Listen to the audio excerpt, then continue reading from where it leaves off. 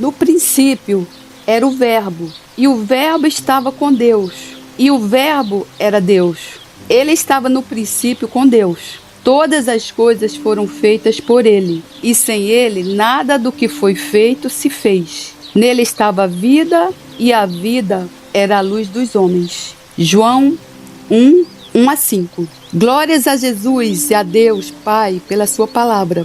Então veja, no princípio era o Verbo, então nada existia. Era o Verbo, apenas o Verbo. O Verbo estava com Deus, e o Verbo era o próprio Deus. E quem era que estava com Deus? Jesus. Quem era esse Verbo? Jesus.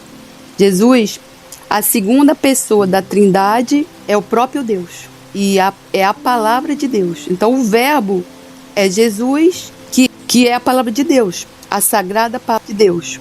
Então, a palavra de Deus, as Sagradas Escrituras, a Bíblia, o livro da vida, não existiria se Jesus não tivesse existido. Veja que Jesus, ele não é apenas o começo, mas ele é o meio, ele é o fim e ele é a própria palavra de Deus.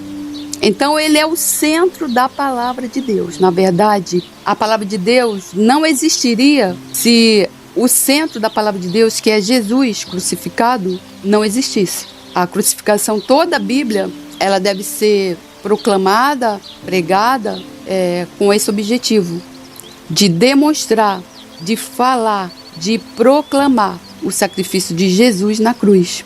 É isso que salva vidas. É esse crer que salva vidas. É esse crer na crucificação de Cristo que tira pessoas das trevas e transporta para o reino do Filho amado de Deus. Então Jesus é o Verbo, o próprio Verbo encarnado. Então eu estou fazendo um estudo, não para mim, mas para a sua vida, eu acredito que também vai edificar a sua vida, sobre quem realmente é o Jesus da Bíblia. Não é o Jesus de ouvir falar, não é o Jesus que as pessoas falam aí, que veio aqui, que fez boas obras, que curou muitos enfermos, expulsou muitos demônios, ressuscitou mortos. Isso aí todo mundo já conhece, ou já ouviu falar. É quem realmente é Jesus. Qual era a personalidade de Jesus? Qual era a missão de Jesus aqui? Eu não sabia. Eu ouvia falar de um Jesus que tinha morrido pelos meus pecados, mas eu não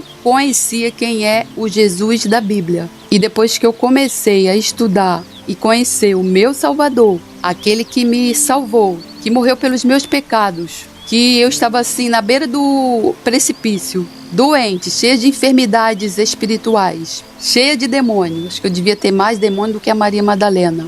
Maria Madalena tinha 7 demônios. E o nome dele é tão poderoso que os espíritos malignos tiveram que se submeter, foram expulsos no nome do Senhor Jesus. E eu fiquei, além de eu ter sido salva, eu ainda fui curada e liberta por esses demônios. Então eu quis realmente saber quem é esse homem. Quem é Jesus de Nazaré? Você sabe? Então me segue aqui que eu vou te mostrar e você vai conhecer um Jesus que realmente você nunca ouviu falar, eu te garanto. Então eu já disse aqui que Jesus é o filho do homem. Veja, Jesus é o filho do homem. Jesus não é o filho de um homem. Jesus é o filho do homem. Quem é esse homem? O próprio Deus. Jesus é a semente da mulher que Satanás tentou destruir desde o início. Jesus é o rei dos judeus e o reino dele não era desse mundo, mas ele vive, ele está vivo. E ele não é um Messias falso, igual os judeus acreditam. Jesus é o Messias. Jesus é o rei dos judeus e é também o nosso rei. Eu já disse aqui que Jesus é a verdade e veio para trazer a verdade. A verdade dói, mas a verdade também liberta. É essa verdade que me libertou, porque a Bíblia diz: conheceis a verdade vos libertará. Então Jesus é o Verbo, é a própria palavra de Deus. O Verbo se fez carne. Jesus é a segunda pessoa da Trindade e Jesus é o nosso Salvador, o nosso Redentor, aquele que nos livrou da maldição da lei, nos limpou dos nossos pecados, nos justificou, nos justifica. Eu disse também que Jesus é o leão da tribo de Judá. Ele é da descendência do rei Davi. Eu disse também que Jesus é chamado o Cordeiro de Deus que tira o pecado do mundo, porque é ele que nos limpa.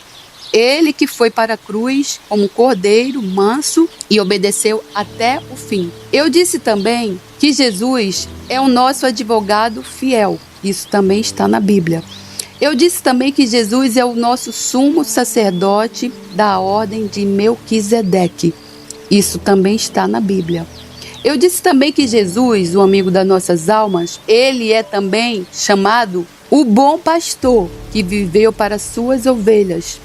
Eu disse também que Jesus, o amigo das nossas almas, é chamado o grande pastor que deu a vida pelas suas ovelhas. Eu também disse que Jesus, o amigo das nossas almas, ele é chamado supremo pastor que voltará para as suas ovelhas.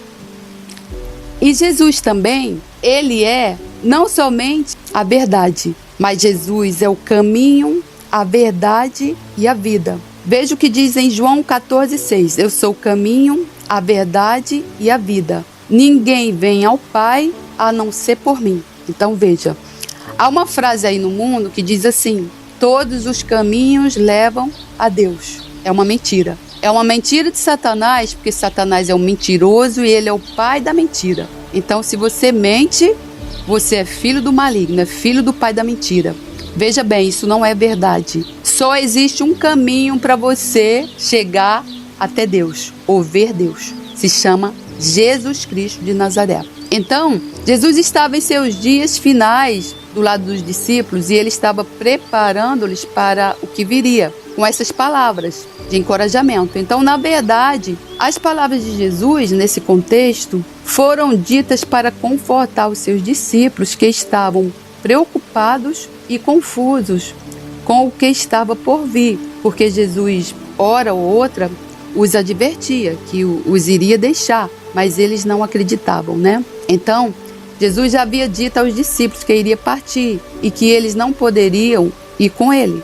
Então, essa frase saiu da boca do próprio Jesus. Ele disse: eu sou o caminho. Esse caminho é o único caminho pelo qual todos nós podemos chegar a Deus e encontrar a salvação. Ele não é apenas um caminho. Veja bem, tenha isso em mente. Ele é o caminho. Não existe outro caminho para você ser salvo. Não existe outro caminho para Deus escutar, por exemplo, as suas orações.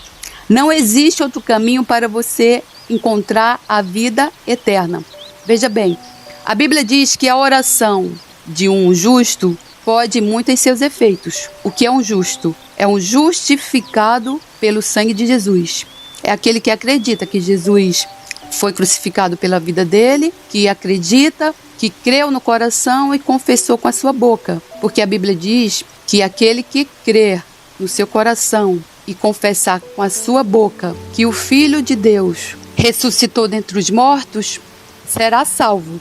Então é algo simples, irmão. É você crer que o Filho de Deus ressuscitou dentre os mortos, confessar com a sua boca e será salvo. E a partir daí também você vai ser liberto, né? Porque aí você vai se arrepender, depois de você crer, você vai se arrepender, você vai perdoar, você vai pedir perdão, você vai ler a palavra e você vai ser transformado pela palavra, como eu fui, e você vai sendo liberto. É um processo, a libertação é um processo. Veja o que diz a Bíblia. Se com a tua boca confessares Jesus como Senhor é, em teu coração, creres que Deus o ressuscitou dentre os mortos, serás salvo. Porque com o coração se crê para a justiça e com a boca se confessa a respeito da salvação. Romanos 10, 9 e 13. Então veja, irmão, que a salvação não é nenhum bicho de 7 cabeças, igual as pessoas falam aí. A salvação é o simples fato de você crer. Então, se você crer nisso e no seu coração e você confessar com a sua boca, de imediato ali você já recebe uma grande bênção. E essa grande bênção é uma bênção dupla. E qual é? A primeira parte é você vai ser justificado. Justificado pelo sangue de Jesus, justificado pelo que Jesus fez por você. Todos os seus pecados ali já foram justificados pelo sangue de Jesus na cruz, pelo sangue que ele derramou pelos seus pecados.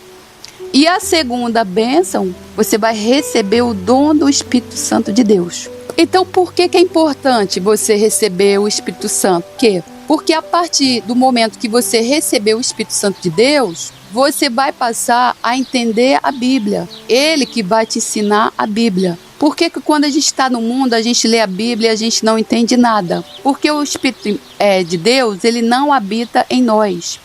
O Espírito de Deus, ele não habita num vaso imundo, puro, sujo, contaminado pelo pecado. Quando a gente entrega a nossa vida para Jesus, então a gente crê, o Espírito Santo nos convence da justiça, do juízo e do pecado. Ali a gente se arrepende dos nossos pecados, a gente confessa nossos pecados e Deus nos perdoa. Deus esquece dos nossos pecados. Ele joga os nossos pecados no fundo do mar. A Bíblia diz que eis que tudo se fez novo, as coisas velhas ficaram para trás. Nós somos como um bebê nascido de novo e logo imediatamente, por isso que é importante, você precisa se batizar nas águas para você deixar aquela velha criatura ali nas trevas e renascer juntamente com Jesus Cristo, um bebê puro, novo, na fé, que precisa se alimentar do leite materno. O leite materno, ele salva, ele cura, ele liberta. O leite materno é a palavra de Deus. Os estudiosos dizem que não há um alimento mais puro, mais efetivo, que mais alimenta e mais completo do que o leite materno. E o leite materno é a palavra de Deus. Foi assim para mim. Então essa palavra que vai ali formar ali o nosso coração, transformar nosso coração, transformar nossa mente, ela não só ali vai adentrar medulas, ossos, nervos, tendões, a mente. Não, eu digo que a palavra de Deus, ela faz uma verdadeira cirurgia. Ela fez uma cirurgia nos meus olhos, na minha mente, nos meus ouvidos, na minha língua. Ela transforma, principalmente a nossa mente e o nosso coração. Então é por isso que o objetivo de Satanás é fazer com que as pessoas não creiam no Evangelho. É dizer que o Evangelho é ultrapassado, que não tem mais nada a ver com o mundo, né, que as coisas mudaram. Não. O mundo ele pode mudar aí ao bel prazer das pessoas, mas a palavra de Deus não. A palavra de Deus é imutável. O céu passará, o mundo passará, mas a palavra de Deus nunca passará. Ela sempre irá existir. Então, por isso que nós temos que ter temor pela palavra de Deus. Nós não podemos tirar nada e acrescentar nada. A Bíblia, ela é íntegra. Ela é clara, ela é objetiva naquilo para a qual ela foi feita por Deus. Até uma criança de 3 anos que saiba já ler, que há muitas crianças aí de 3 anos superdotadas que elas sabem ler, elas vão ler a Bíblia e elas vão compreender naquilo que é necessário para a nossa salvação. Agora, quando você for se alimentando do leite mais grosso, quando você estiver preparado para comer um feijão com arroz, um mocotó, aí o Espírito Santo de Deus vai te dar aquele ensino, vai te revelar aquele ensino, que são aquelas profecias dos profetas Isaías, Jeremias, Zacarias. Esse ensino é um ensino que o Espírito Santo de Deus, no tempo dele, é quem vai te ensinar. Você vai escutar pregações, mas quem te ensina verdadeiramente a palavra é o próprio Espírito Santo de Deus. Então, seguindo, eu vou procurar ser mais objetiva e me ater no que diz a palavra de Deus sobre quem o nosso amigo da alma, nossas almas, era e é. Eu não vou ficar ensinando outras coisas, é que eu me empolgo. Eu vou realmente me ater nisso. Quem é Jesus? Quem é Jesus? Aquele que foi manso cordeiro, que morreu pelos nossos pecados e foi obediente até a morte de cruz. Então, em João 14,6 diz que eu sou o caminho, a verdade e a vida. Veja, ele não é só o único caminho para se chegar a Deus. Ele também é a verdade. A verdade, ele é a fonte suprema da verdade espiritual e do conhecimento divino. Jesus não apenas revela a verdade sobre Deus, mas ele próprio é a encarnação da verdade divina. Ele é a fonte absoluta de autoridade e sabedoria espiritual. E Jesus, ele é a verdade. Veja, Pilatos perguntou para ele: que é a verdade? Ele não respondeu, ele ficou calado. Por quê? Porque ele era e é a verdade. O próprio Pilatos, que era o governador na época, que o condenou à morte para cumprir os desígnios de Deus, sabia que ele era a verdade. Ele veio para o povo. Ele era o rei dos judeus, mas o seu povo não o reconheceu. Ele foi a pedra de tropeço do seu povo não o reconheceu. Mas isso aí é uma questão entre o povo dele e Deus. Deus, no tempo certo, Deus vai salvar o seu povo, e essas fortalezas da mente daqueles fariseus serão quebradas para a honra e glória do Senhor Jesus. Veja o que aconteceu aqui quando Pilatos estava lá no julgamento dele. Disse assim: então lhe disse Pilatos: logo tu és rei? Respondeu Jesus: tu dizes que sou rei. Eu para isso nasci e para isso vim ao mundo, a fim de dar testemunho da verdade. Todo aquele que é da verdade ouve a minha voz. Perguntou-lhe Pilatos: que é a verdade? Tendo dito isto, voltou aos judeus e lhes disse: eu não acho nele crime algum. Então veja bem, Pilatos perguntou-lhe: que é a verdade? Veja que Jesus não respondeu. Jesus poderia falar: eu sou a verdade. Não, Jesus ficou calado, porque Jesus era a verdade em pessoa. E Jesus, ele veio para falar a verdade. Aí você, irmão, você vai se perguntar: por que Jesus, um homem tão bom, curou milhares e milhares de pessoas, expulsou demônios de pessoas, libertou cativos, oprimidos das trevas, ressuscitou mortos, e os fariseus ainda assim, ainda o condenaram, e ainda ele sofreu a pena de morte e morte de cruz? Em primeiro lugar, porque isso foi para cumprir os desígnios de Deus, né? A soberania de Deus. Isso estava escrito pelo próprio Deus. E em segundo lugar, você vai dizer: mas um homem tão bom, como eu escuto falar por aí, por que fizeram tudo isso com ele? Porque, irmão, Jesus falava a verdade. Você quer saber, irmão, quando você começar a falar a verdade para uma amiga sua, ela vai virar seu inimigo. Porque a verdade, ela dói. A verdade, ela liberta. A verdade, ela cura. A verdade, ela salva. A verdade é assim, é o que há de mais poderoso de você falar para uma pessoa. A verdade da palavra de Deus, ela é uma espada, a espada do Espírito. E a verdade, ela confronta as trevas. Satanás, você pode pregar de um tudo aí dentro da igreja, tudo. Agora, quando você começa a pregar a verdade, ele vai se levantar. Veja o que acontecia com a vida dos apóstolos. Os apóstolos não pregavam doutrinas, falsas doutrinas. Paulo mesmo falou que já haviam alguns pregando doutrinas de demônios. Então, se você está pregando doutrinas de demônios, você está agradando a Satanás, você não está agradando a Deus. Você está agradando a Satanás e aos ouvidos dos homens, causando coceira nos ouvidos dos homens.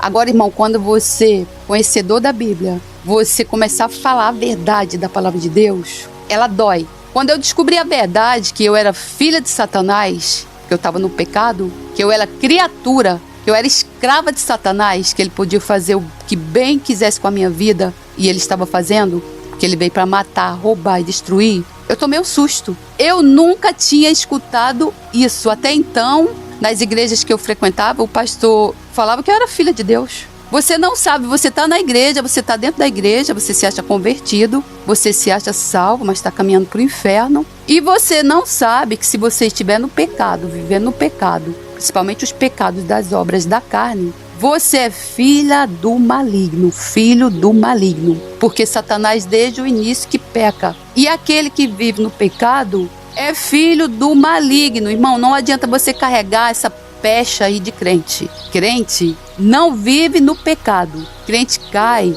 sim. Crente pode pecar, sim. Porque quem nos justifica é Jesus. Ele é quem nos justifica. Mas crente não vive no pecado, irmão. Você não é filho de Deus, você é filho do maligno.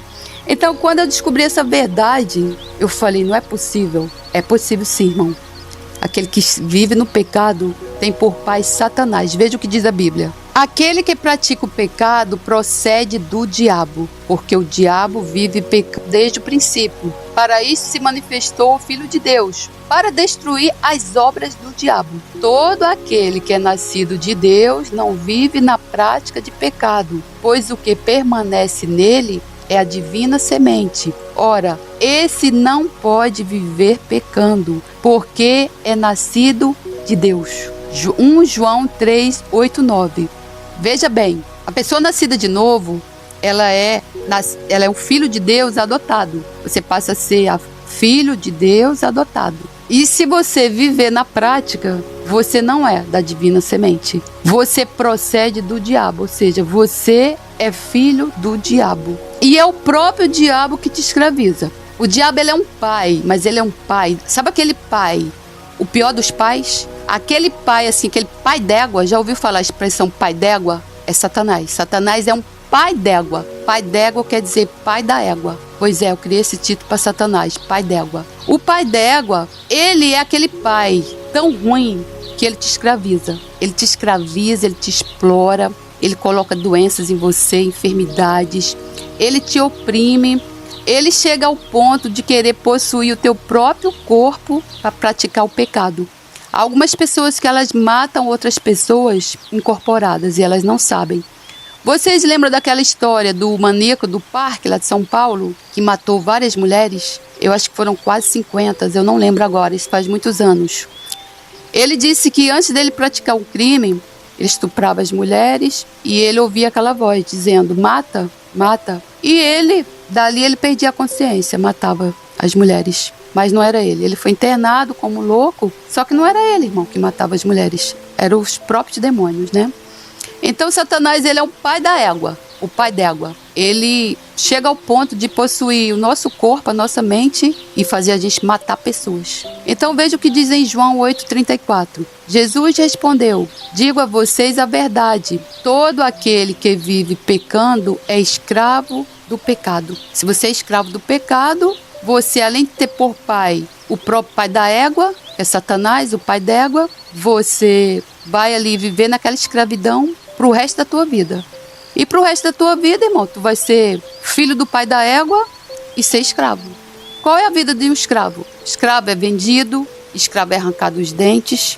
O escravo, ele anda com uma coleira no pescoço, uma corrente de ferro nos pés. O escravo, ele toma chibatadas. O escravo, ele é puxado para cima e para baixo, é feito como gato e sapato. O escravo, ele é pisoteado. O escravo, ele é apedrejado. O escravo, ele tem várias enfermidades, não podem ser curadas. Ou seja, a escravidão é um cativeiro. Cativeiro. E você vive ali naquela vida. E você, irmão, eu agora te pergunto, irmão, você quer essa vida, irmão, para você? Quem é o único que pode te arrancar, irmão, dessa escravidão? Quem é o único, irmão, que pode arrancar essas coleiras do teu pescoço? Quem é o único, irmão, que pode quebrar essas fortalezas da tua mente aí colocada por Satanás? Quem é o único, irmão, que pode arrancar as tornozeleiras aí, irmão, dos teus pés, as correntes dos teus pés, as tuas mãos? Quem pode desatar, irmão, as correntes aí dos teus pulsos? Jesus Cristo. Só Jesus Cristo. Porque ele veio para libertar cativos, oprimidos de Satanás. Ele veio para salvar, para curar, para libertar. Ele veio para nos redimir. Ele vive, ele está vivo, ele reina. Ele, além de ser o nosso rei, ele também é o nosso legislador e ele é o nosso salvador. Ele é o nosso juiz. Então, o único que pode, irmão, realmente te arrancar das trevas e transportar para a luz é Jesus, o Filho de Deus, o sol da justiça, a estrela da manhã. Porque para isso ele se manifestou. Para isso o Filho de Deus se manifestou, para desfazer as obras do diabo. Aquele que pratica o pecado é do diabo, porque o diabo vem pecando desde o princípio. Para isso o Filho de Deus se manifestou, para destruir as obras do diabo. 1 João 3,8. Então somente Jesus que pode te arrancar das trevas e das garras de Satanás. O Salvador da nossa alma, nosso Salvador Jesus Cristo, Filho de Deus, também é a vida. Veja, eu sou o caminho, a verdade e a vida. Então veja que ele também é a vida. Ele não apenas oferece vida eterna, mas ele próprio é a vida espiritual que nos traz reconciliação com Deus. Antes nós estávamos mortos nos nossos delitos e pecados e éramos inimigos de Deus, estávamos debaixo da ira de Deus. E Jesus nos traz reconciliação com Deus. A partir daí nós recebemos o Espírito Santo de Deus e nós somos adotados como filhos de Deus. Você quer mais o quê, irmão? O que você quer mais? Então Jesus, ele também não apenas nos dá a vida eterna após a morte, mas ele também nos oferece uma vida abundante e significativa aqui e agora. Porque, irmão, a Bíblia diz que a glória da segunda casa é melhor do que a primeira. Lá quando a gente partir e recebermos a vida eterna, nós não vamos padecer com dores, com sofrimentos, com a tentação, com Satanás, os seus demônios, com feridas na alma de rejeição, com perseguições, com doenças, com nada. Nós seremos glorificados juntamente com Jesus. Nós reinaremos com Jesus. Então, irmão, a vida abundante é uma vida abundante aqui, agora. Depois que a gente entra para o reino com os 2 pés, que a gente aceita Jesus, a gente se batiza nas águas, que a gente fecha as portas para os pecados, que a gente expulsa os demônios em nome do Senhor Jesus, a gente vai recebendo todas aquelas bênçãos que estavam presas por causa da desobediência. E que bênçãos seriam essas? Todas as bênçãos de Abraão. Todas as bênçãos de Abraão são nossas por direito. São exaltação, saúde, reprodutividade, prosperidade, força, coragem, vitória em todas as lutas, o favor e a amizade de Deus. Verdadeiramente nós vamos ganhar um anel no dedo. Você já ouviu aquela parábola do filho pródigo? Quando ele se arrepende e volta para casa, o pai dele o chama, o abraça, coloca um anel no dedo dele. Antes dele falar, pai, eu pequei contra ti, antes dele falar isso, ele ia falar assim, pai, pequei contra ti, me perdoa, me aceita aí como um empregado da tua casa, né? Porque ele estava lá no chiqueiro de porcos, cuidando dos porcos. Ele era um judeu, e judeu nem come nem carne de porco.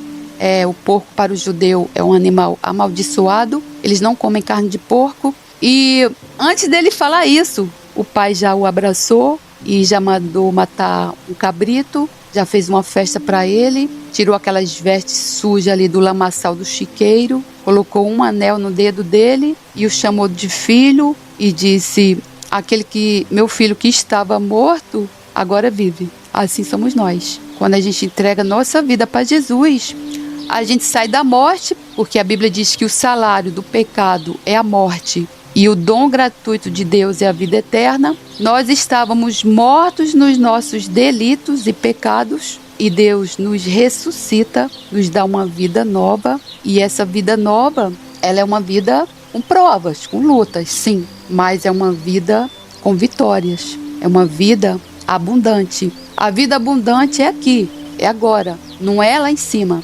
Lá em cima nós vamos ter uma vida na glória. E essa glória de cada um é de acordo com as nossas obras aqui. De acordo com as nossas obras, de acordo com aquilo que a gente fizer aqui, de acordo com o tipo de serviço que nós fizermos para Deus, de acordo com as nossas palavras, porque nós seremos julgados de acordo com as nossas palavras. Nós não seremos julgados apenas de acordo com as nossas obras e de acordo com as nossas ações. Nós seremos julgados de acordo com as nossas palavras. Irmão, veja o tamanho da nossa responsabilidade para com Deus. Então essa vida é a vida eterna. É o nome escrito no livro da vida. E quem não tiver o nome escrito no livro da vida, para onde é que vai? Vai ser reencarnado e vai voltar em outra vida. Irmão, isso é uma mentira de Satanás. Satanás é um mentiroso, é o pai da mentira. Satanás é um pai d'égua, é o pai da égua, veja bem. Isso é uma mentira de Satanás. A pessoa que não tiver o nome escrito no livro da vida, vai ser lançada no lago de fogo de enxofre, feito para Satanás e os seus demônios.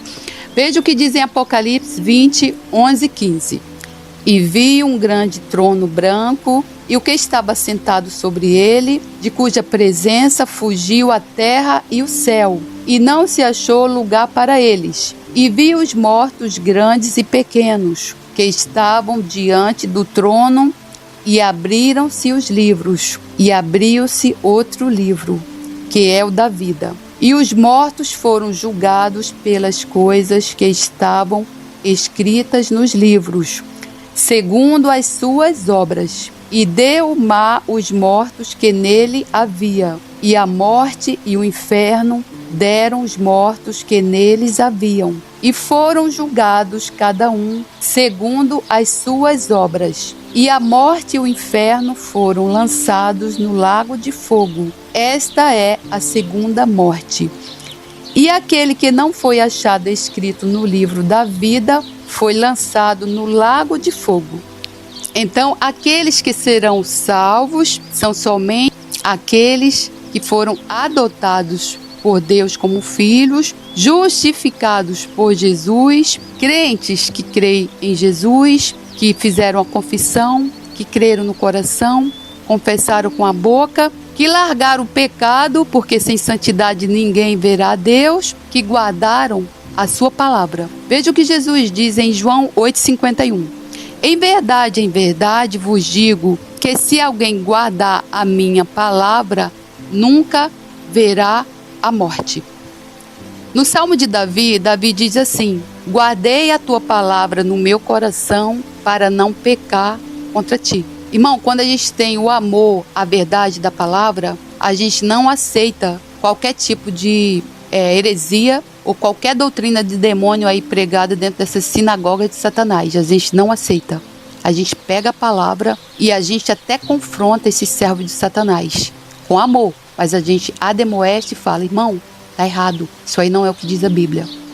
Porque quando a gente tem amor à verdade da palavra de Deus, a gente não vai ler a palavra de Deus e a gente não vai ali para a esquina beber, fornicar, fumar drogas, fumar maconha, usar drogas, falar mal do irmão, blasfemar contra Jesus. A gente não vai fazer isso. Sabe por quê? Porque a gente deu uma morada à palavra de Deus dentro do nosso coração. Você pode aí, você que está no mundo, você vai dizer assim: como é que pode essas pessoas aí que pregam a palavra, vivem com a Bíblia na mão e fazendo tudo ao contrário? Compram, não pagam, falam mal dos outros, não ajudam o irmão em nada. Eu tenho um irmão mesmo lá que se diz crente, lá onde eu tenho uma casinha em Magé, que os irmãos lá é uma comunidade muito simples. Eles passam assim, ele passa por eles na rua, ele tem carro. O carro dele está escrito assim: guiado por Deus. E ele não dá uma carona. Ele não leva os humildes lá, os pobres no hospital, ele não oferece uma carona. Ele passa no carro lá dele, está escrito: dirigido por Deus. Acho que é comprado por mim, dirigido por Deus. E ele não oferece uma carona para ninguém. É um irmão que não abre a mão, não ajuda ninguém, não socorre os órfãos, as viúvas, os oprimidos, os cativos. Não faz um trabalho aí no presídio, não evangeliza, não abre a boca, não dá testemunho de Jesus para ninguém. Ele se diz: eu sou crente, eu sou salvo, eu vou para a igreja todo domingo e isso já basta. Irmão, não basta. Não basta, irmão, não se enganem. Jesus, ele disse: ide fazer discípulos. Ele não nos chamou, irmão, para sermos crentes.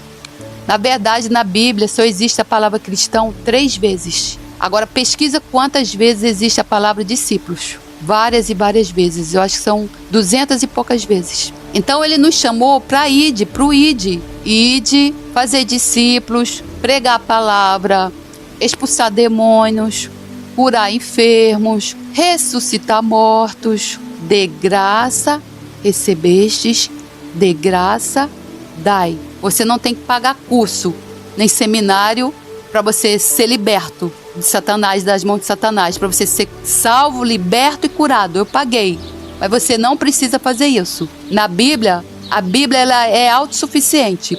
Depois que você entregar a sua vida para Jesus, que você se batizar nas águas, que você largar o pecado, fechar as portas para o pecado, fechar as bases, fechar as brechas, você pode dar assim um soco na cara de Satanás.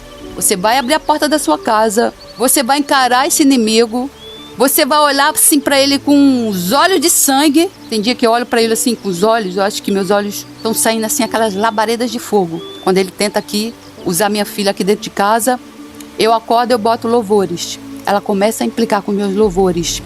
Eu baixo, eu vou pro quarto. Eu não posso, dentro da minha própria casa, eu não posso querer amanhecer o dia louvando ao Senhor, porque ele se manifesta, né?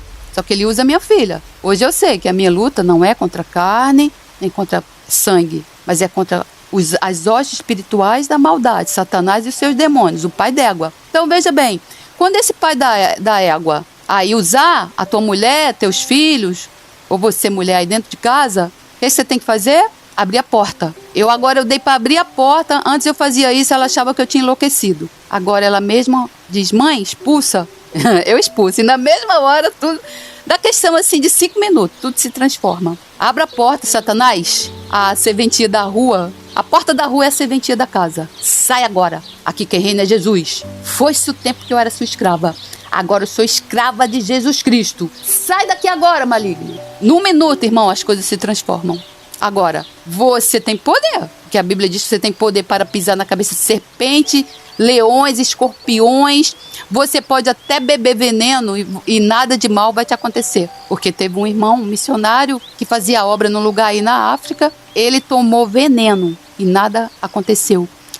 E nesse dia que ele tomou esse veneno, nada aconteceu. Ele ganhou muitas almas para Jesus naquele lugar que ele estava lá pregando. Então, irmão, se Deus, o dia que Deus falar para você assim, toma veneno aí, perante essas pessoas, toma veneno de cobra, você tem que obedecer. Porque ele quer ali te provar, ele quer te usar ali para você demonstrar o poder de Deus, a soberania de Deus, porque o evangelho ele não é feito de palavras, porque a letra mata, mas o espírito vivifica. Então, o evangelho é mais do que palavras, não é palavras vãs, como disse o Paulo. O evangelho ele é poder, ele é manifestação do Espírito Santo, porque é para a glória de Jesus, é para a honra e glória de Jesus. Veja como foi o poder do evangelho na vida do Saulo de Tarso. Saulo de Tarso, pecador, blasfemador, perseguidor dos cristãos, mandou matar, perseguia a igreja. E um dia ele estava lá na estrada de Damasco, naquele dia ele estava indo perseguir os cristãos. Ele queria aniquilar os cristãos. Veja, qual era a regência dele? Ele era regido por uma fortaleza da mente colocada por Satanás, porque na verdade a nossa maior luta são contra as fortalezas da nossa mente colocadas por Satanás, onde a palavra de Deus não consegue penetrar. Você mostra o versículo da Bíblia. Você diz assim, olha, Jesus me curou, Jesus me salvou. Você mostra o relatório do médico assim. Eu mostro a ressonância magnética, que eu tinha um problema no pescoço, que eu ia ter que fazer uma cirurgia. Eu cheguei a fazer uma ressonância magnética. Quando eu fui liberta dos demônios, eu fui curada de todas as enfermidades, glórias a Deus. Você mostra a ressonância magnética para a pessoa, você diz, olha, eu fui curada dessa doença. Ela não acredita. Ela não acredita no evangelho. A incredulidade, não acreditar em Jesus, depois de todas as evidências do que Jesus fez, se você ainda achar que Jesus era um homem simples, um homem bom que passou por aqui, isso é incredulidade, é pecado. Isso são as fortalezas da mente colocada por Satanás. A Bíblia diz que o Deus desse século cegou o entendimento dos incrédulos para que a verdade do evangelho da palavra de Deus não resplandeça sobre a mente dela. Veja o que diz. Nos quais o Deus desse século cegou os entendimentos dos incrédulos para que lhes não resplandeça a luz do evangelho da glória de Cristo, o qual é a imagem de Deus. Isso está em 2 Coríntios 4:4. Agora eu te falo, se Jesus, naquela estrada de Damasco, apareceu, é uma forma de teofania, quando Jesus, existem várias passagens da Bíblia, onde o próprio Jesus aparece ali numa forma de uma luz, se chama teofania. Onde o próprio Jesus apareceu ali naquela nuvem de tempestade, naquela nuvem, parecia um redemoinho, apareceu para Saulo de Tarso, um perseguidor da igreja, matador, um homem mau, e disse para ele, Saulo, Saulo, por que me persegues? Duro é recalcitrar contra mim. Veja o que diz a Bíblia. E ali, Paulo foi cego, Paulo foi levado para um lugar, depois Jesus falou com outro santo, mandou ele ir lá curá-lo, ele foi curado da cegueira, e a partir dali ele começou a se dizer seguidor de Jesus, e Saulo foi esse grande mestre, esse grande homem, esse grande discípulo do Senhor, usado. Ele passou 3 anos somente aprendendo diretamente com Jesus. Ele escreveu a maior parte das cartas, Gálatas, Romanos, as cartas de Filipenses, as cartas aos Coríntios. Foi esse grande homem aí usado pelo próprio Deus, por Jesus. Então, irmão, se Jesus apareceu na estrada de Damasco, né, para Paulo, e resgatou das trevas um homem como Paulo, um judeu, cheio de fortalezas na mente. O povo judeu, eles têm uma fortaleza na mente muito grande, que precisam ser quebradas, por isso nós temos que orar por eles. A Bíblia diz: orai pela paz de Jerusalém, prosperarão aqueles que te amam. Nós não podemos condenar nem falar mal do povo judeu. Se a gente fizer isso, a gente vai atrair uma maldição para a nossa própria vida. Nós temos que orar por eles. Então, se Jesus falou isso para Paulo: duro é a ti recalcitrar contra mim. Você imagina, irmão, o que Jesus não pode fazer por você? Não que você seja melhor do que Paulo de Tarso, não é isso. Mas você talvez aí tenha matado alguém, ou tenha mesmo estuprado uma criança, e Satanás vai fazer você se sentir culpado a vida toda e achar que para sua vida não tem jeito. Porque o pai da égua, o que ele vai falar? Ele vai falar: não tem mais jeito para você, se mata logo. É isso. O pai da égua, ele vai te ver ali morrendo. Sabe o que ele faz? Ele acaba de matar. É isso, irmão. Então, se Jesus resgatou uma pessoa como Paulo e transformou a vida de Paulo, fez de Paulo um discípulo, um dos mais temerosos, não, temer só a Deus, né? Um dos mais brilhantes homens de Deus, eu acredito que Jesus, ele também pode fazer isso pela sua vida. Jesus, ele fez isso na minha vida. Ele fez isso na vida de Paulo, muitos discípulos. Ele também faz na sua, irmão. Não se deixe, irmão, cegar por esse maligno, por esse pai da égua. Você não precisa fazer nada, irmão, para receber de cara a grande bênção, que é ser justificado e receber o Espírito Santo. Você só precisa crer, irmão. Crer é deixar que Cristo seja o nosso Salvador e descansar em sua obra consumada da cruz. É só isso. Nós vamos receber o Espírito pela fé e somos justificados pela fé.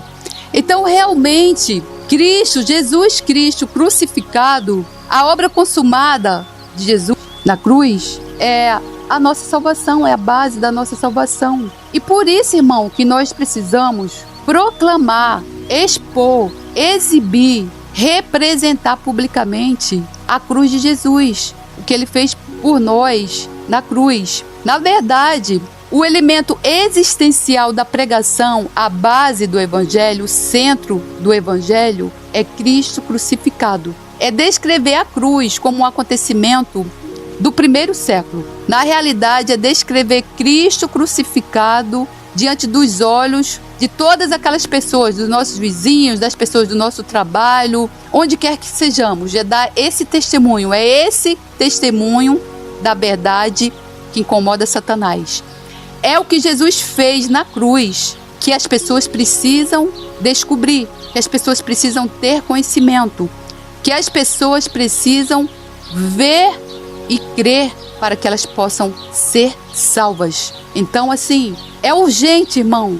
É urgente que nós abramos a nossa boca e falamos do que Jesus fez na cruz, por mim, por você, para que outras vidas possam ser salvas. Você pode falar do Jesus que nasceu numa manjedoura, do Jesus que teve um ministério, do Jesus que pregava, do Jesus que curava, do Jesus que ressuscitou Lázaro, do Jesus que ressuscitou uma menina, Talita. Nada disso, irmão, vai convencer uma pessoa. Tudo bem que quem convence da justiça, do juízo e do pecado é o Espírito Santo.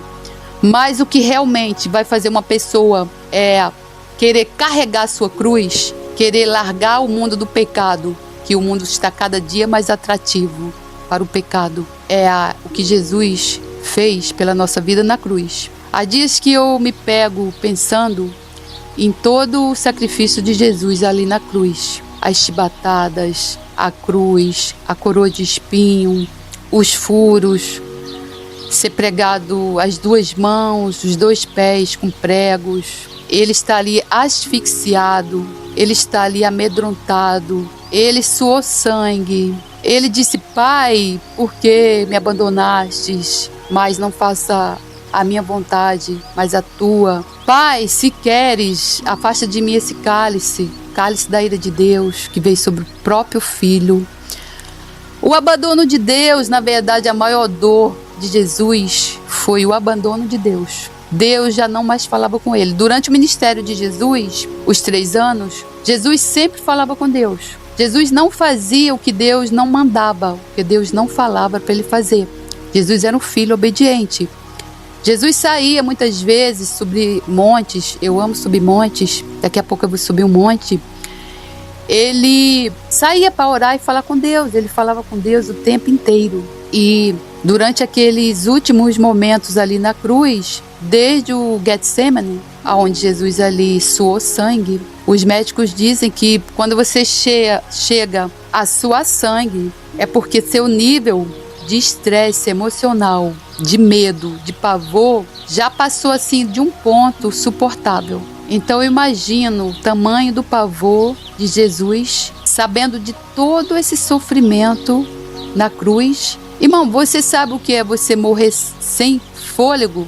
Uma cruz, crucificado, com as costas ali já todas cheias de chibatadas, já sem fôlego, sem poder falar. Jesus estava irreconhecível, Jesus estava inchado. As mulheres que estavam ali seguindo ele era Maria Madalena, a mãe, e o único discípulo que estava ali seguindo ele era João. Todos o abandonaram, mas João ficou até o final.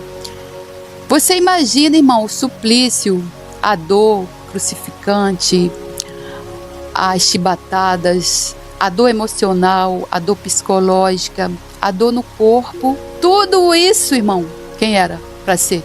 Nós. Nós, aqueles pregos ali nos pés de Jesus, aqueles pregos ali nas mãos de Jesus, aquela ira de Deus, o cálice da ira de Deus, era para quem? Para cada um de nós. Então, a maior dor de Jesus mesmo, eu acredito, foi quando Deus o abandonou completamente, não falava mais com ele. E ele sabendo que tudo ali, aquela dor, aquele sofrimento, aquele sacrifício poderia acabar num minuto. Porque ele, como o próprio Deus, ele poderia chamar os anjos do Senhor, milhares e milhares de anjos. A Bíblia diz que são milhares. Os carros do Senhor são 20 milhares, milhares e milhares. Eu acredito que esses carros são os anjos do Senhor. Ele poderia invocar ali um querubim ungido, e o querubim vinha, tirava ele ali da cruz, e nós não seríamos redimidos, nós não seríamos justificados nem purificados.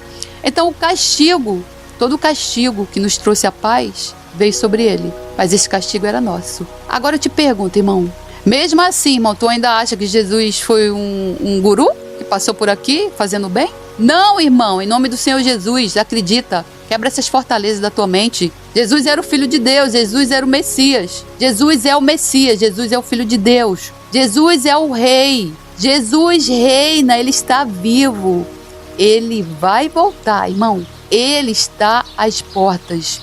Eu acredito que ele já deve estar preparando o cavalo branco. Ele vai vir montado num cavalo branco com cetro de ferro para julgar as nações. E se eu já tiver partido para a glória, eu vou estar lá de cima, batendo palmas para ele. Na verdade, eu vou ajudá-lo a montar naquele cavalo branco e vir aqui julgar as nações. Destronar Satanás daqui.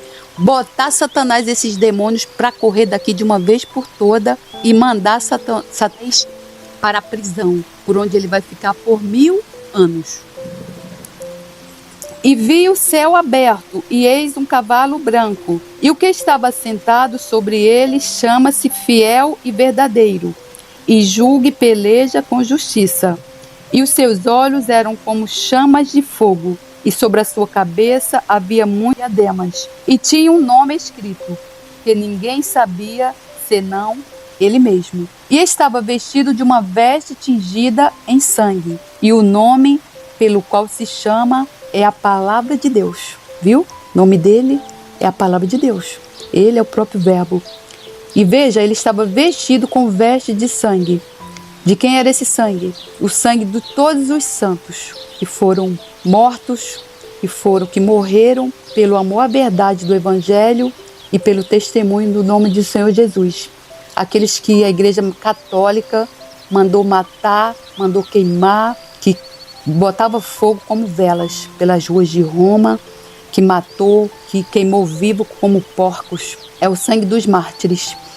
E seguiam-no os exércitos no céu, em cavalos brancos, e vestidos de linho fino, branco e puro. E da sua boca saía uma aguda espada, para ferir com ela as nações. E ele as regerá com vara de ferro. E ele mesmo é o que pisa o lagar do vinho, do furor e da ira do Deus Todo-Poderoso. Glórias a Deus, Senhor, louvado seja o teu nome, Pai. Amo essa passagem da Bíblia, amo toda a tua palavra, Senhor, mas essa passagem aqui me dá, assim, um calor. Veja, irmão, ele vai vir montado nesse cavalo branco, eu vou selar o cavalo branco para ele montar, em nome do Senhor Jesus, eu vou fazer isso, eu quero fazer isso, porque eu vou estar lá no céu, se Deus deixar, é claro, eu vou ajudar a selar esse cavalo. Ele vai montar nesse cavalo e ele é chamado fiel e verdadeiro. Veja, ele julga e peleja com justiça. Deus, ele é um juiz justo. Veja, um juiz julga de acordo não somente com as provas, mas com o que ele vê, com a sabedoria dele e com o entendimento que ele tem, com o conhecimento que ele tem. E veja, Deus é um juiz, ele vê o nosso coração. Ele vê o nosso coração. Ele sabe verdadeiramente se a gente se arrependeu ou não. É ele que sabe. Não adianta, irmão, você enganar o homem, dizer que você se arrependeu, porque você não engana Deus. Você engana homens, mas você não engana Deus. Então veja, Deus, ele só quer um coração contrito e arrependido. Veja que Davi pecou, Davi cometeu adultério, Davi mandou matar um homem, mas Davi se arrependeu. A Bíblia diz que Davi é um homem, é o único homem da Bíblia chamado homem segundo o coração de Deus. Por quê? Davi era um homem que se arrependia. Davi era um homem que se vestia de pano de saco. Davi era um homem que se humilhava. Davi jejuava. A Bíblia diz que os humilhados serão exaltados. Então, jejuar é uma forma de humilharmos a nossa carne e sermos exaltados para com Deus. Então veja que aqui diz que ele vai vir com um exército, esse exército é de anjos, da boca dele vai sair uma aguda espada. Você sabe qual é essa aguda espada? A palavra de Deus. A palavra de Deus, ela é mais afiada do que uma espada de dois gumes. E Jesus vai vir julgar, vai vir montado nesse cavalo branco com seu exército de anjos, vai sair da sua boca uma espada de dois gumes. Mais afiada do que uma espada de dois gumes, que é a própria palavra de Deus. Veja que ele é chamado a palavra de Deus e ele vai vir com uma espada para ferir as nações. E ele vai pisar o lagar do vinho, do furor e da ira do Deus Todo-Poderoso. Você sabe o que quer dizer isso, pisar o lagar? Você já viu quando as pessoas colhem as uvas, que fazem aqueles vinhos mais caseiros, mais sofisticados? Essas uvas, elas são pisadas com os pés. Eles pegam as uvas, jogam assim dentro de um espaço, um negócio de barro ou mesmo um negócio de madeira. As pessoas sobem ali, várias pessoas, e começam a pisotear, pisar, esmagar aquelas uvas para tirar ali o sumo. Então veja, é assim que Jesus vai fazer. Ele já veio bonzinho, né? Durante o tempo que ele ficou aqui, que ele deu a vida pelas suas ovelhas, ele foi bom, ele foi paciente. Durante o tempo que ele partiu, ele também foi bom, ele foi paciente. Veja, ele estava aqui como pastor, como bom pastor, ele estava aqui como grande pastor. Ele estava como bom pastor que vivia pelas suas ovelhas. Ele estava como grande pastor que morreu pelas suas ovelhas. Mas agora ele vai voltar como supremo pastor, como supremo pastor, como o rei, como um rei. Como anda um rei? Com uma coroa, com um cetro na mão, e ele vai vir como Deus Todo-Poderoso, como rei.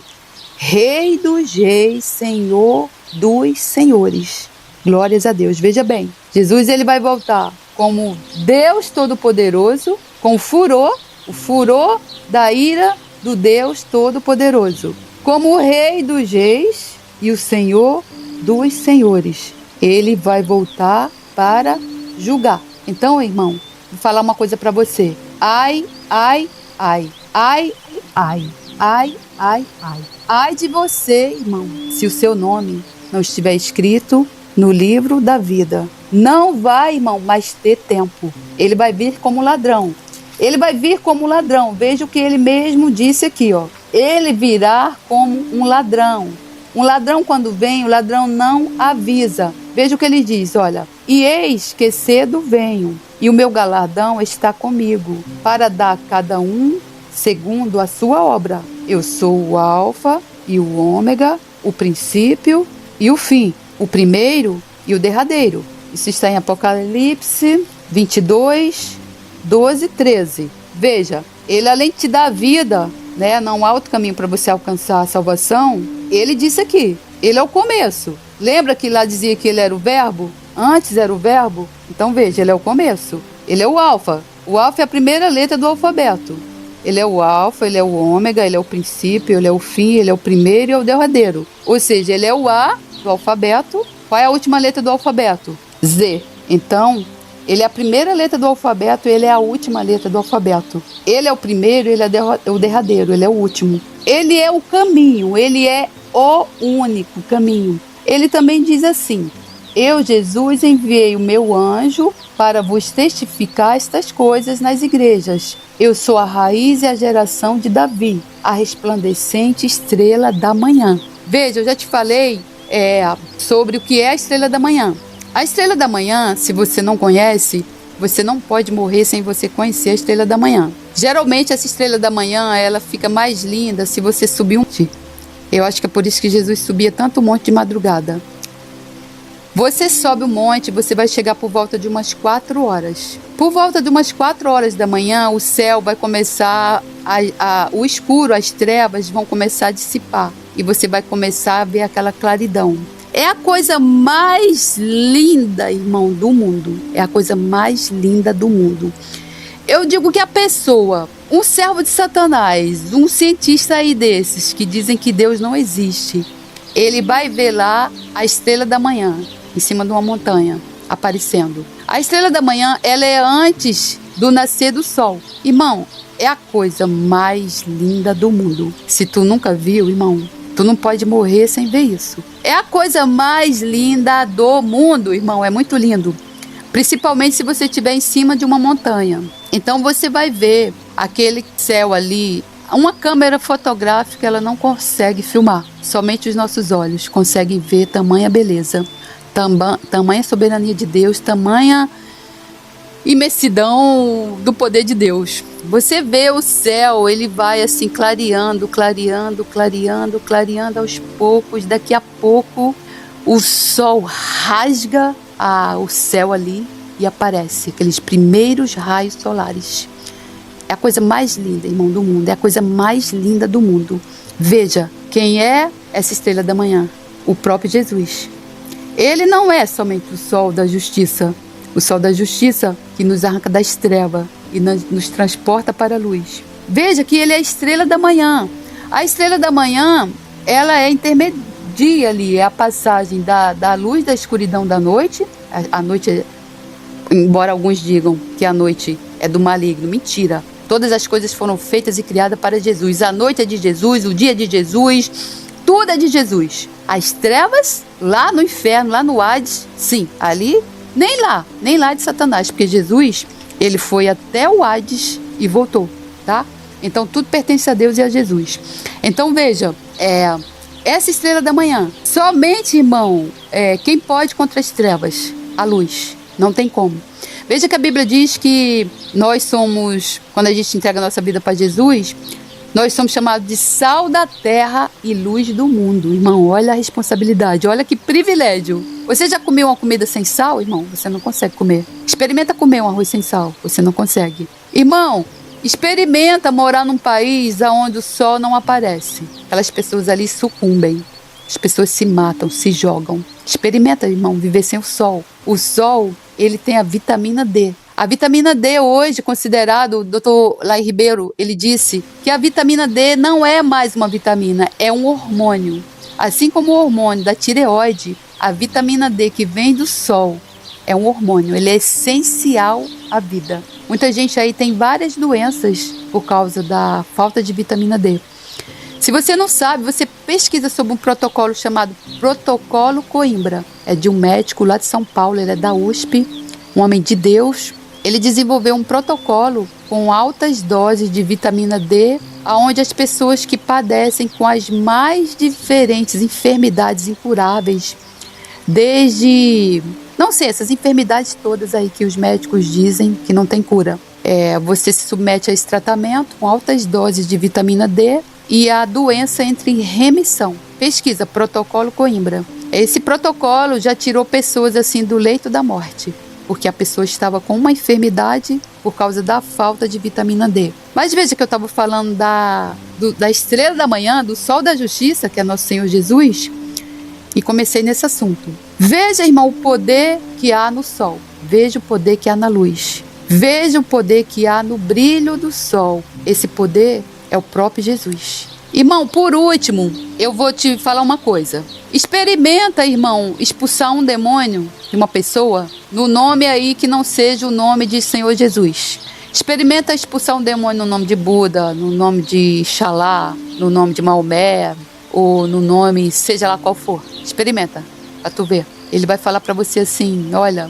Ou mesmo, experimenta expulsar um demônio no nome de Paulo, um dos maiores apóstolos. Ele vai dizer assim, olha, Paulo eu sei quem é, fulano de tal, eu sei quem é, mas eu não vou sair. Agora se você falar, sai em nome do Senhor Jesus, ele vai estribuchar, ele vai ficar com ódio e ele vai ter que sair.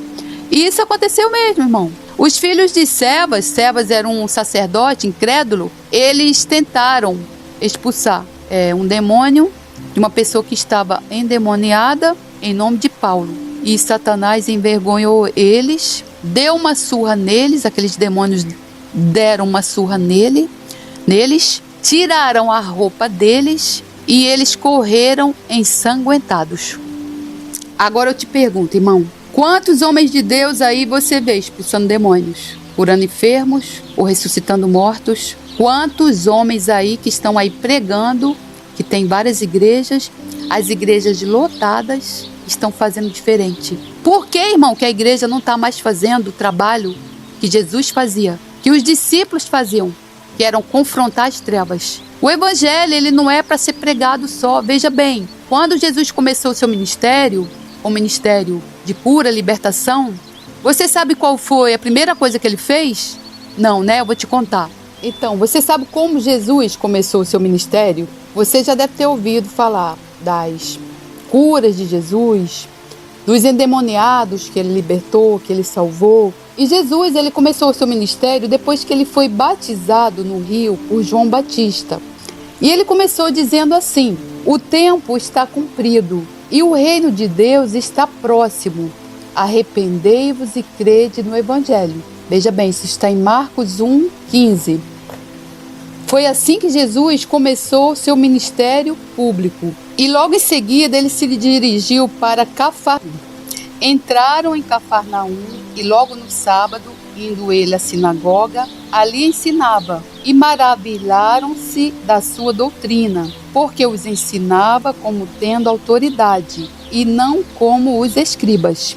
E estava na sinagoga deles um homem com um espírito imundo, o qual exclamou, dizendo, que temos contigo, Jesus Nazareno? Vieste destruir-nos? Bem sei quem és, o Santo de Deus. E repreendeu Jesus, dizendo, cala-te e sai dele.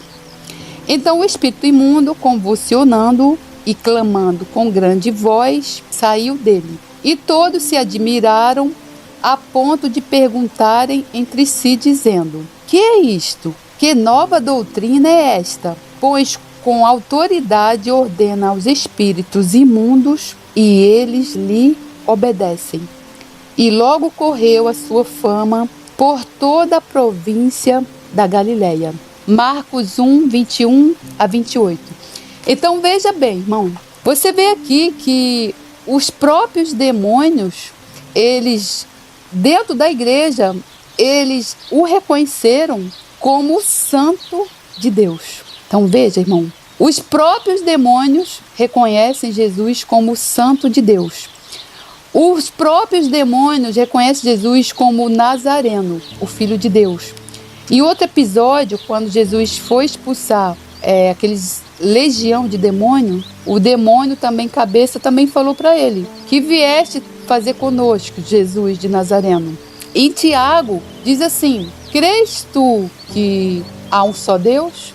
Fazes bem, porque até os demônios creem e tremem. Tiago 2,19. Crês tu que Deus é um só? Fazes bem. Até os demônios creem e tremem. Irmão, veja bem. Satanás e os seus demônios creem que só existe um Deus. Um Deus. Um Deus. Vou falar 3 vezes. E a gente, quando a gente está no mundo, a gente crê em vários tipos de coisa. Eu estava na yoga. Quando eu ia para aquelas sessões de yoga, você precisa fazer ali, começar aquela sessão com um Om. Aquele Om ali, você está adorando a Satanás, é o próprio Satanás. Eu não fazia. Não, no início eu fazia. Depois eu comecei a me sentir assim, mal. E tinha até mesmo certas proclamações que eles faziam lá, que eles chamam de... eles chamam meio que oração, não é oração, né? Eu não fazia. E então, irmão, os demônios e Satanás creem que só existe um Deus. Enquanto a gente aí está no mundo, você está aí no mundo, você está aí cultivando vários deuses, você está cultivando, lembrando que a idolatria, o pecado de idolatria, que Deus abomina, adorar somente a Deus, é um dos, assim, abomináveis a Deus. Não existe pecadinho ou pecadão para Deus, mas é um dos que mais trazem maldição para as nossas vidas, é o pecado da idolatria, que é você adorar Deus estranho, que não existe, só existe um Deus, né? E você cultivar aquelas imagens, manter em casa, você está atraindo uma maldição para a tua vida. Não somente para a tua vida, mas para a tua descendência. Essa maldição, ela vai para até a 4ª descendência, porque Deus visita as iniquidades dos pais nos filhos até a 3ª e 4ª geração. E o povo de Israel, o próprio povo de Deus, eles sofreram, várias gerações sofreram por conta dos pecados de idolatria praticados pelos próprios pais deles. Veja o que diz a Bíblia nesse sentido.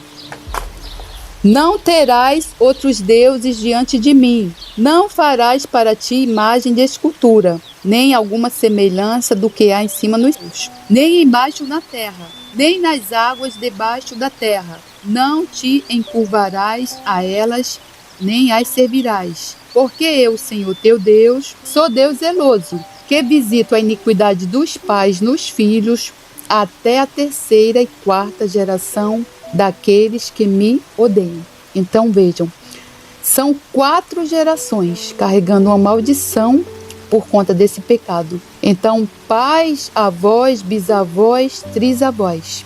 Talvez, irmão, você esteja aí, sua vida não anda, parece que você está assim na seca, nada dá certo, nada prospera, tudo morre, tudo falta, casamento não dá certo, não consegue ter filho, não tem prosperidade, não tem paz, não tem harmonia.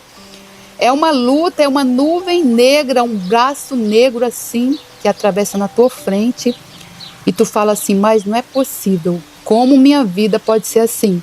Aí você diz assim: isso também era assim com minha mãe, meu pai ou meu avô, acontecia também isso. Você acostuma, irmão, a viver debaixo daquela nuvem negra ali, aqueles demônios ali te oprimindo, e você não pode fazer nada, porque Satanás, ele vai dizer assim: pau que nasce torto, morre torto. Ele vai dizer assim para você: você não tem jeito para você. Sua vida sempre será assim. Isso é uma mentira, irmão, desse pai da égua. É uma mentira do pai da égua, irmão. Pau que nasce torto, realmente não morre torto. A Bíblia diz lá em Eclesiastes: um homem debaixo do sol, ele é como um pau que nasce torto e morre torto. Mas um homem debaixo do sol é um homem sem Deus, sem Jesus na sua vida. Mas um homem que tem Jesus na sua vida, que aceitou Jesus como seu Salvador, como seu Rei, ele jamais vai morrer torto, irmão. Porque Jesus é o único que transforma. Jesus é o único que nos limpa. Jesus é o único, irmão, que nos quebra. Como um vaso velho assim, ele vai, quebra aquele vaso e faz um vaso novo. Então veja bem, irmão. Você aí pode estar aí debaixo de uma nuvem negra. Essa nuvem negra nunca passa. Você está debaixo de uma maldição por causa dos pecados aí dos teus trisavós. Eu vou fazer um vídeo aqui no canal só sobre maldição, porque agora eu estou falando de como iniciou o ministério de Jesus. O ministério de Jesus, então, iniciou com a expulsão do demônio, e aqueles líderes ali religiosos, eles se levantaram, mas ele mandou um recado para a autoridade do lugar, que era Herodes. Ele disse assim, que ele iria continuar a expulsar os demônios e a curar pessoas, até que a sua tarefa aqui na terra estivesse completa. Veja o que diz em Lucas 13, 32. Lucas 13, 31 a 32. Naquele mesmo dia chegaram os fariseus dizendo: sai e retira-te daqui, porque Herodes quer matar. Veja, o que Jesus fez de errado aqui para Herodes querer matá-lo? Apenas expulsou um espírito maligno de um homem endemoniado dentro de uma sinagoga. Veja como Satanás, quem estava por trás de Herodes? Era Herodes? Não, irmão. Satanás, os demônios. A nossa luta não é contra a carne, contra as pessoas, mas contra os principados e as potestades. E respondeu-lhes: ide dizer àquela raposa, eis que eu expulso demônios e efetuo curas, hoje e amanhã, e no terceiro dia sou consumado.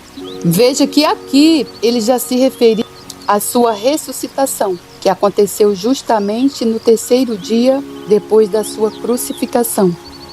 Então esse foi o ministério de Jesus.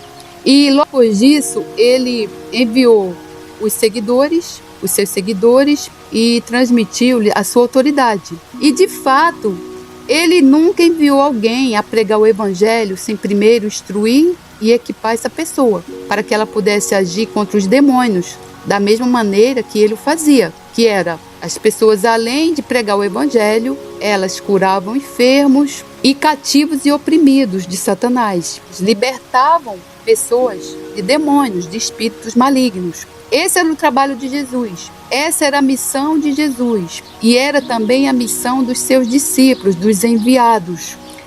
Então veja bem, no ministério de Jesus, dos seus discípulos, ou na Bíblia toda, não há um ministério sem a cura, sem a expulsão de demônios.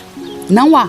Não há um ministério somente de pregação de palavra. Aí eu te pergunto, o que foi que mudou? Quem mudou? Jesus mudou? Não. Jesus é o mesmo ontem, hoje e para todo sempre. Veja o que diz a Bíblia. Jesus Cristo é o mesmo ontem, hoje e para sempre. Hebreus 13, 8. Quem mudou foi a palavra de Deus? Não. A palavra de Deus, ela é imutável. A palavra de Deus, ela nunca passará. A palavra de Deus, ela é imutável.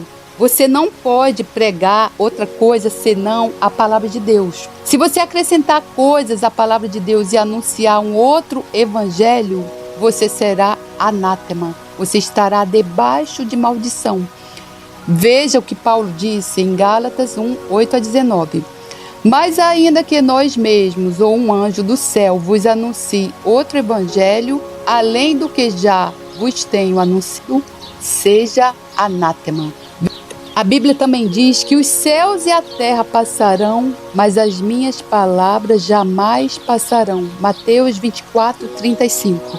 E se alguém tirar qualquer coisa das palavras do livro desta profecia, Deus lhe tirará a sua parte da árvore da vida e da cidade santa, que estão descritas neste livro.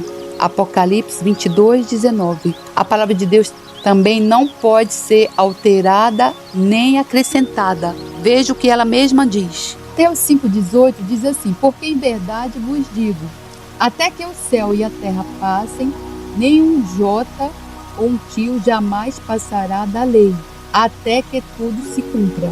Jesus alerta que sobre a lei nada pode ser mudado. Ele continua em Mateus 5,19 dizendo que os mandamentos da lei não devem ser violados. Em Lucas 16:17, Jesus também afirma que nenhum tio da lei deverá cair, ou seja, o valor da lei de Deus não deve ser desconsiderado, e sim ser reconhecido através do seu seguimento. Agora eu te pergunto, o que as pessoas estão fazendo hoje em dia? Alterando a lei, acrescentando coisas, tirando coisas, e por quê? Perderam o amor, o temor, perderam o amor à palavra de Deus e perderam o temor ao dono da lei, aquele legislador que criou a lei. Perderam o temor do juiz. Irmão, como é que você se comporta perante um juiz? Você não pode dizer o que o juiz disse. Você respeita o juiz. A lei que o juiz... Para você ter ideia, as legislações de todos os mundos onde tem a Constituição foram criadas com base na palavra de Deus, com base na Bíblia. Como é, irmão, que você se comporta perante um legislador, perante um rei? Você baixa a cabeça, você baixa a cerviz. Você não vai mudar, irmão, o que ele escreveu. Você não vai dizer que é outra coisa, irmão. Nós precisamos pregar a palavra de Deus, a verdade da palavra de Deus. Ela dói. Mas é essa verdade, quem liberta, quem salva. Foi essa verdade que me libertou. Conheceis a verdade e a verdade vos libertará. O meu povo perece porque lhe falta conhecimento. Então, você aí que não está pregando a palavra de Deus, a verdade da palavra de Deus, irmão, em nome do Senhor Jesus, se arrepende desse pecado, irmão. Se volta para Deus, irmão, enquanto é tempo, porque Ele vai te perdoar. Prega a verdade, irmão. Doa a quem doer, irmão. Prega a verdade, irmão. Veja o que a Bíblia também diz a respeito das coisas que Deus criou. Tudo que Deus criou é bom e dura para sempre, inclusive a sua própria palavra. Então isso Ele fez para que os homens o temam. Veja o que diz em Eclesiastes: sei que tudo quanto Deus faz durará eternamente. Nada se lhe pode acrescentar e nada lhe tirar. E isto faz Deus para que os homens temam diante dele. Veja bem, Eclesiastes 3:14-22. Você lê lá o versículo completo, que é muito completo, é muito lindo. Veja, irmão, tudo que Deus faz durará eternamente, ou seja, para sempre. E nada podemos acrescentar, nem nada podemos retirar. Então, se Deus criou a sua palavra e a Bíblia é autossuficiente, por que as pessoas alteram as coisas? Por que as pessoas alteram os versículos? Por que as pessoas colocam coisas na Bíblia que não tem, irmão? É o quê? Falta de temor. Falta de temor a Deus. Veja, isso Ele fez para que o homem o tema. Então, se você está alterando as coisas aí da palavra de Deus, os versículos, você não teme a Deus. E qual é, irmão, o primeiro princípio do temor do Senhor? O primeiro princípio do temor do Senhor é a sabedoria. Então, irmão, se você não tem temor pela palavra de Deus, qual é o contrário de ser sábio? É ser um tolo. Irmão, não seja tolo em acrescentar coisas à palavra de Deus e retirar coisas à palavra de Deus. Veja, o temor do Senhor é o princípio da sabedoria. Salmo 111:10. E veja que a Bíblia diz que a Escritura, ela é autossuficiente. Tudo que nós precisamos tem ali. Ai do homem que acrescenta coisas. Eu fico irada quando eu vejo os homens de Deus pregando coisas que não tem na Bíblia. Eu fico irada, é uma ira santa. Veja, toda Escritura é divinamente inspirada. É proveitosa para ensinar, para redarguir, para corrigir, para instruir em justiça, para que o homem de Deus seja feito perfeitamente instruído para toda boa obra. 2 Timóteo 3, 16, 17. A palavra de Deus, ela é viva e eficaz, e mais penetrante do que qualquer espada de 2 gumes, e penetra até a divisão da alma e do espírito e das juntas e medulas. É apta para discernir os pensamentos e intenções do coração. Hebreus 4:12. Seca-se a erva e caem as flores, mas a palavra de nosso Deus subsiste eternamente. Isaías 48. O caminho de Deus é perfeito. A palavra do Senhor é provada. É um escudo para todos os que nele confiam.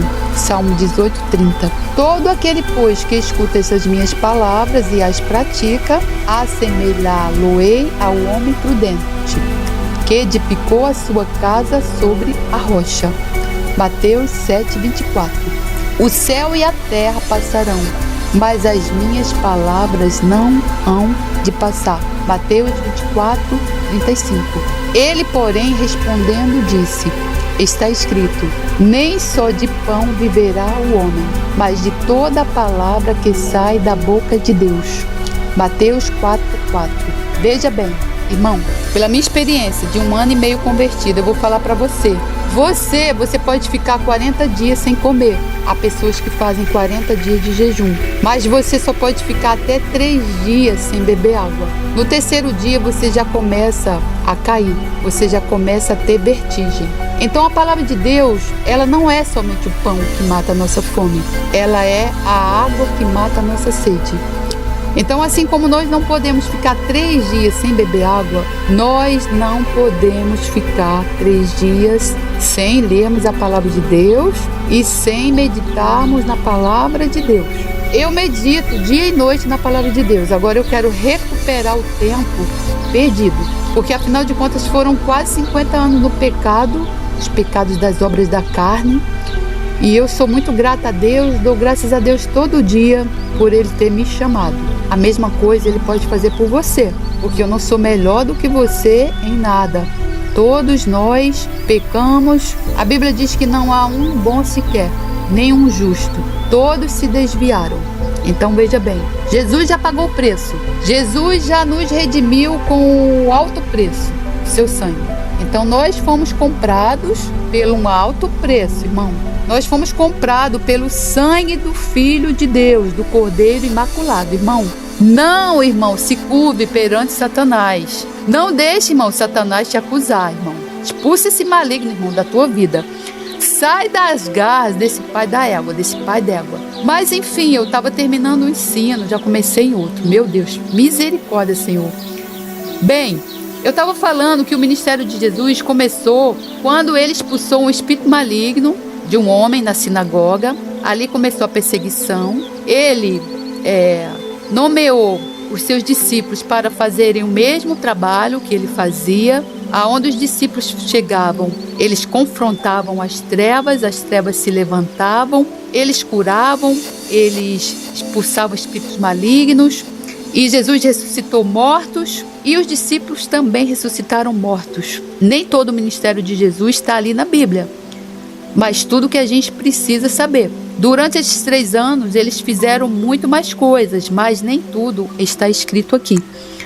Então veja, qual era o papel, a missão de Jesus e dos discípulos aqui? Curar enfermos, ressuscitar mortos, expulsar espíritos malignos, arrancar pessoas das trevas, das garras de Satanás e trazer para a luz. Não era só pregar a palavra. Então, diante de todo o ensino que eu deixei aqui, sobre a autoridade da palavra de Deus, sobre o que diz a Bíblia sobre a palavra de Deus, que nós não podemos retirar coisas, sobre o que diz a Bíblia sobre Jesus ser o mesmo, ontem, hoje e para todo sempre. Eu deixo a pergunta aqui para você, irmão. Que mudou? Quem mudou? Quem mudou a palavra? Quem foi que mudou a igreja? Se Jesus é o cabeça da igreja. Se Jesus é o cabeça da igreja, o cabeça não pode ir para um lado e o corpo ir para outro. O corpo tem que andar juntamente com a cabeça. Se Jesus pensava desse jeito, se Jesus tinha uma missão, essa missão é para ser continuada, é para ser seguida. Por que que a igreja hoje não quer fazer o mesmo trabalho? Não quer lidar com demônios, não quer expulsar demônios? Por que que eu tive que padecer um tempo procurando alguém para expulsar meus demônios. Eu não sabia, eu não tinha conhecimento que eu poderia eu mesma expulsar meus demônios, né, para ser liberta, salva.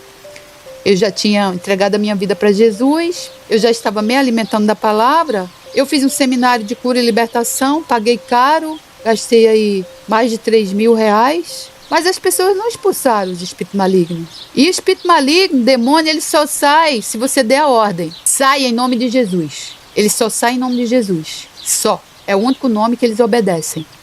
Então, irmão, eu tive que procurar um lugar. Não achei um lugar. Não achei ninguém para expulsar meus espíritos malignos, irmão.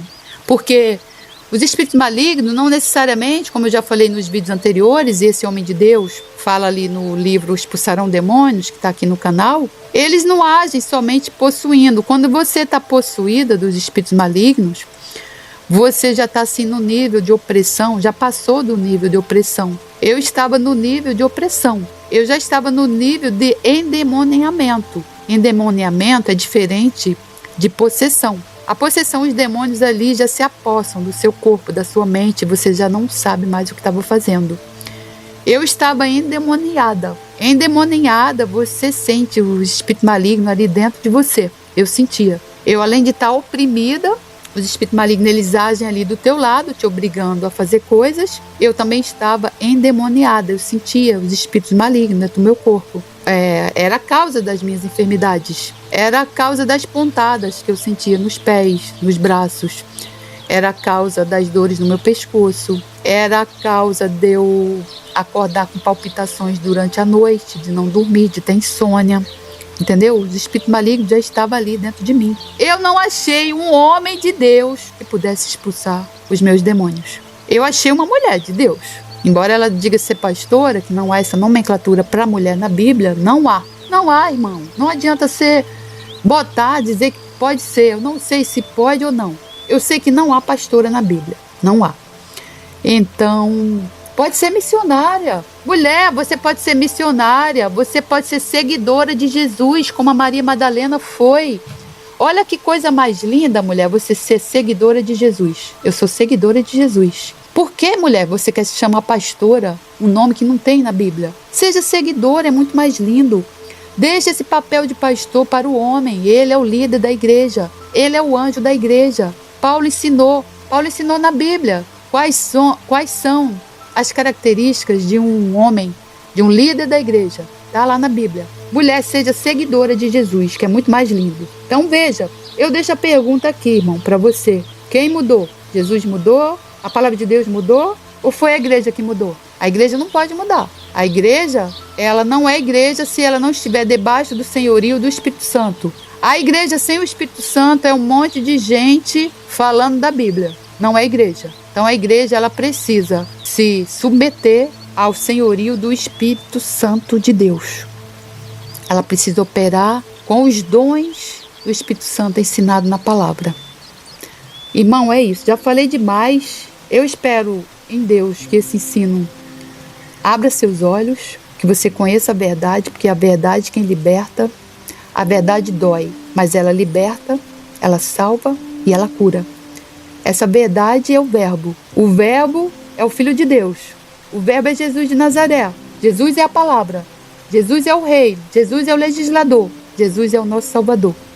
Então eu espero que você não receba Jesus como seu Salvador somente, mas como seu Rei, como seu legislador. Que Deus possa quebrar as fortalezas da sua mente e que esse ensino possa destapar seus ouvidos e arrancar toda a cegueira espiritual dos seus olhos. E que a verdade da palavra de Deus resplandeça na sua vida e você realmente se curve ao senhorio de Jesus Cristo, o Rei dos Reis e Senhor dos Senhores. Graças a Deus. Amém.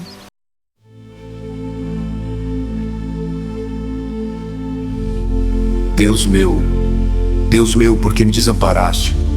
Porque você acompanha o meu auxílio e as palavras do meu bramido. Deus meu, eu clamo de dia, e tu não me ouves de noite, e não tenho sossego. Porém tu és santo, tu que habitas entre os louvores de Israel. Em você confiamos em nossos pais. Confiei, e tu os livraste. A ti clamaram e escaparam. Em você confiaram e não foram confundidos. Mas eu sou verme, e não homem, opróbrio dos homens e desprezo do povo. Todos os que me veem zombam de mim, estendem os lábios e meneiam a cabeça, dizendo: confiou no Senhor, que o livre, livre-o, pois nele tem prazer. Mas tu és o que me tiraste do ventre, fizeste-me confiar estando aos seios da minha mãe. Sobre você fui lançado desde a mãe. Tu és o meu Deus desde o ventre de minha mãe. Não te alongues de mim, pois a angústia está perto, e não há quem ajude. Muitos passeios me cercaram, fortes touros de Bazã me rodearam. Abriram contra mim suas bocas, como um leão que despedaça e que ruge. Como água me derramei, e todos os meus ossos se desconjuntaram. O meu coração é como cera, derreteu-se no meio das minhas entranhas. A minha força se secou como um caco, e a língua se me pega ao paladar. E eu puseste no pó da morte, pois me rodearam cães. O ajuntamento de malfeitores me cercou, traspassaram-me as mãos e os pés. Poderia contar todos os meus ossos. Eles veem e eu contemplam, repartem entre si as minhas vestes e lançam sorte sobre a minha roupa. Mas tu, Senhor, não te alongues de mim. Força minha, apresse-te em socorrer-me. Livra minha alma da espada e a minha predileta da força do cão. Salva-me da boca do leão. Sim, ouviste-me das pontas dos bosques selvagens. Então declarei o teu nome aos meus irmãos. Louvar-te-ei no meio da congregação. Vós, que temeis ao Senhor, louvai-o. Todos vós, semente de Jacó, glorificai-o. E temei-o todos vós, semente de Israel. Porque não desprezou nem abominou a aflição do aflito, nem escondeu dele o seu rosto. Antes, quando ele clamou, ouviu. Ó, meu louvor será de ti na grande congregação. Pagarei os meus votos perante os que o temem. Os mansos comerão e se fartarão. Louvarão ao Senhor os que o procuram.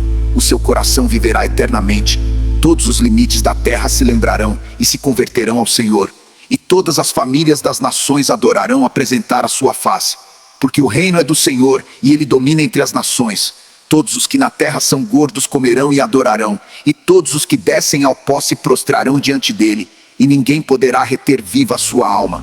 Uma semente o servirá, será declarada ao Senhor a cada geração. Chegarão e anunciarão a sua justiça ao povo que nascer, porquanto ele o a fez. Deus meu, por que me desamparaste? Porque você acompanha o meu auxílio e as palavras do meu bramido. Deus meu, eu clamo de dia, e tu não me ouves, de noite, e não tenho sossego. Porém tu és santo, tu que habitas entre os louvores de Israel. Em você confiamos em nossos pais. Confiei, e tu os livraste.